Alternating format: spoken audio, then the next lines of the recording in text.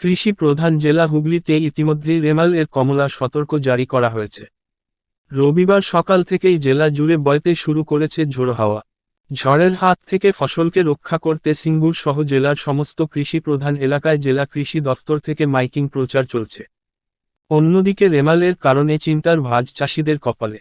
রবিবার মধ্যরাতে ভারত ও বাংলাদেশের উপকূলে আছড়ে পড়তে চলেছে ঘূর্ণিঝড় রেমাল। আবহাওয়া দপ্তরের পূর্বাভাস অনুযায়ী রাজ্য সরকার একাধিক সতর্কতামূলক ব্যবস্থা নিতে শুরু করেছে। জেলার সমস্ত ফেরি চলাচল গতকাল থেকেই বন্ধ রেখেছে প্রশাসন। উদ্যান পালন দফতর ও কৃষি দফতর থেকে একাধিক সতর্কীকরণ বার্তা দেওয়া হয়েছে কৃষকদের উদ্দেশ্যে। প্রতিকূল আবহাওয়া থেকে সবজি মাচা ও পানের বরজকে রক্ষা করতে শক্ত করে বেঁধে রাখার পরামর্শ দেওয়া হচ্ছে মাইকিং প্রচারের মাধ্যমে। বৃষ্টির জল যাতে জমিতে না জমে তার জন্য আল পরিষ্কার রাখার পরামর্শ দেওয়া হয়েছে। সবজি ও অন্যান্য ফল বিশেষত পেঁপে, কলা জাতীয় ফসল যেগুলো ঝড়ে ক্ষতি হবার সম্ভাবনা বেশি থাকে সেই ফসলগুলি যাতে ঝড়ে সহজে ভেঙে না পড়ে তার ব্যবস্থা করার পরামর্শ দেওয়া হচ্ছে। পরিপক্ক ফসল দুর্যোগ আসার আগে মাঠ থেকে দ্রুত তুলে ফেলার কথা বলা হয়েছে। হুগলি জেলা পরিষদের কৃষি কর্মাধ্যক্ষ মদনমোহন কোলে জানান, জেলা কৃষি দপ্তর ও উদ্যান পালন দপ্তর থেকে চাষিদের সতর্ক করার পাশাপাশি মাইকিং প্রচার চলছে।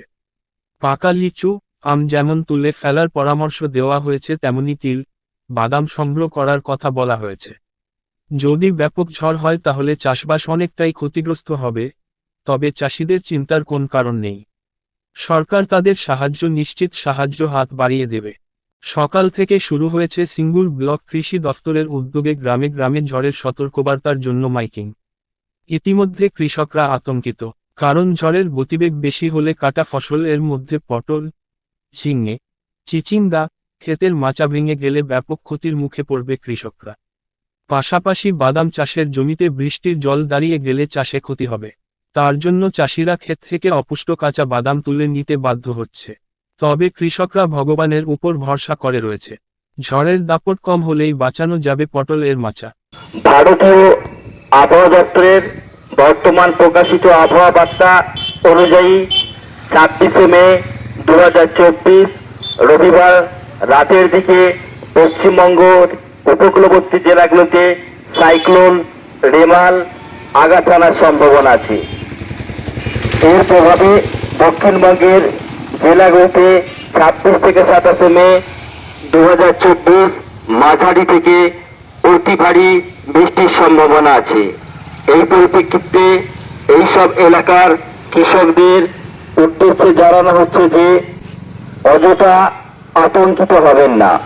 বজ্রপাতের সময় মাঠের কাছ থেকে বিরত থাকুন। অতিরিক্ত বৃষ্টির কারণে ফসলের সম্ভাব্য ক্ষতি এড়ানোর লক্ষ্যে মাঠে থাকা ফসলের ক্ষেত থেকে দ্রুত জমা জল বের করে দেওয়ার ব্যবস্থা করুন। যে সমস্ত ফসল তোলা বা কাটার উপযোগী হয়েছে তা কেটে ফেলে দ্রুত খামারজাত করার ব্যবস্থা করুন। সবজি ও ফলের ক্ষেতে বিশেষত পেঁপে ও কলা জাতীয় ফসল যেগুলোতে ঝোড়ো হাওয়া ও বৃষ্টিতে ক্ষতি হওয়ার সম্ভাবনা রয়েছে সেগুলি সাইক্লোনের সতর্কীকরণ বার্তা। ভারতীয় আবহাওয়া দপ্তরের বর্তমান প্রকাশিত আবহাওয়া বার্তা অনুযায়ী 26শে মে 2024 রবিবার রাতের দিকে পশ্চিমবঙ্গের উপকূলবর্তী জেলাগুলিতে সাইক্লোন রেমাল আঘাত আনার সম্ভাবনা আছে।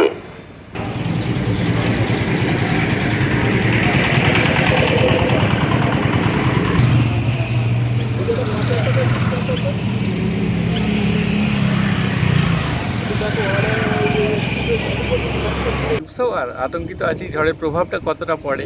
বিশেষ করে প্রশাসনের তরফ থেকে তো আগাম সতর্কবার্তা দিয়েই দিচ্ছে, তবুও একটা মনের মধ্যে ভয় লাগে। বিশেষ করে উঠতি ফসল যেগুলো রয়েছে মাচায়, যেমন ঝিঙে আছে, পটল আছে, আর ধুদুল রয়েছে। এই পটল তো এখানটায় ম্যাক্সিমাম পটলেই চাষ বেশি হয়। যেগুলো জমির ভিতরে শোয়ানো ফসল আছে সেগুলো খুব ভারী জল হলে হয়তো মাটিতে জলেতে একটু কাদায় নাটাপিটি হয়ে গেলে সেগুলো ক্ষতি হবে, কিন্তু মাচা ফেলে দিলে এই মাচাকে আবার তুলে ফসলকে রেডি করা মুশকিল হয়ে যাবে। সেই ক্ষেত্রে বিশেষ ক্ষতি হয়ে যাবে। কারণ পটলের যে মাচাগুলো আছে, হ্যাঁ, পটলের মাচা তো এই নতুন হচ্ছে, এই মাত্র 1 মাস ফসল হচ্ছে। এটা তো মোটামুটি দীর্ঘমেয়াদী ফসল, প্রায় 6-7 মাস ফসলটা থাকে। মাচাটা যদি এখনই ভেঙে যায় তাহলে তো আমরা একটা খরচা করে পটলের মাচাটাকে রেডি করেছি, সেই মাচা যদি পড়ে যায় তো উঠতি ফসলের সময়ই পড়ে যাওয়ার সমান।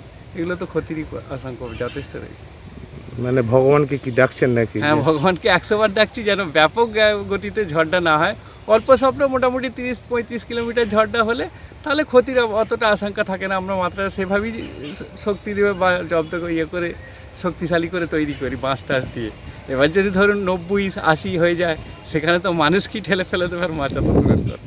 যাই হোক, এই ঝড়টা ভগবানের কাছে প্রার্থনা করি ঝড়টা যেন বেশি না হয়, এতে ক্ষয়ক্ষতি যদি একটু কম হয় তো আমরা খুবই আশাবাদী। ঝড়ের উপর প্রভাবটা নির্ভর করছে। খানিকটা তো আছি, কেন মাচা তো ঝড়ে উঠে যেতে পারে। কিসের মাচা এটা? এটা পটলে। হ্যাঁ, তারপরে তারপরে এখন পরিষ্কার করছি যে ঘাসগুলো ধরে যাতে না যায়। মানে পটল তো হয়েছে দেখছি তো।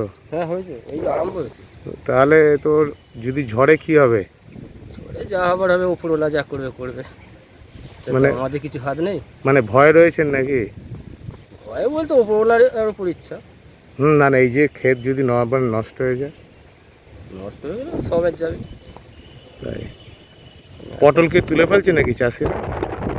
এই তো 8 মাসের ফসল, আচ্ছা, এই শুরু হয়েছে, 2 মাস হচ্ছে, এখন 6 মাস ধরে। তার মানে ভেঙে নষ্ট হলে তো আবার নতুন করে করতে হবে। করতে হবে। ঝড়ের জন্য তো বার্তা দিচ্ছে। তার জন্য তো কিছু টানা এসব দিয়েছি, এক্সট্রা টানা দিয়েছি কিছু। এবার কী হয় আর বাঁচানোর চেষ্টা করছেন। সে তো করতেই হবে। ইতিমধ্যেই রাজ্য সরকার উদ্যান পালন দপ্তর থেকে এবং কৃষি দপ্তর থেকে সারা পশ্চিমবাংলার চাষিদের যেমন সতর্ক করছে, এবং আমাদের হুগলি জেলা কৃষি দপ্তর ইতিমধ্যেই বিভিন্ন জায়গায় মাইকিং শুরু করেছে।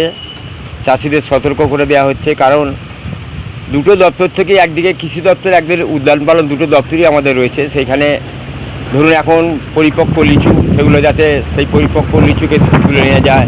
যেখানে আম পেকে গেছে, অল্প বিস্তর আম হয়েছে, সেগুলোকে যাতে তুলে ফেলা হয় সে কথা যেমন বলা হচ্ছে। পাশাপাশি কৃষিকার্যের ক্ষেত্রে বিশেষ করে তিল, বাদাম যেখানে রয়েছে সেগুলো যাতে তারা সংগ্রহ করে ফেলেন। ইতিমধ্যে জেলায় অনেক বাদাম সংগ্রহ করা হয়েছে, কিন্তু তিল এইমাত্র ফুল এসে শুঁটি এসেছে ফুল হয়ে, সুতরাং তিলের ক্ষতির সম্ভাবনা আছে। আমরা মাঠে মাঠে ঘুরছি, আমাদের দপ্তর ঘুরছে। গতকালই আমরা জেলার বিভিন্ন ব্লকে ঘুরেছি এবং সেখানে আমাদের আধিকারিকরাও সঙ্গে থাকছেন।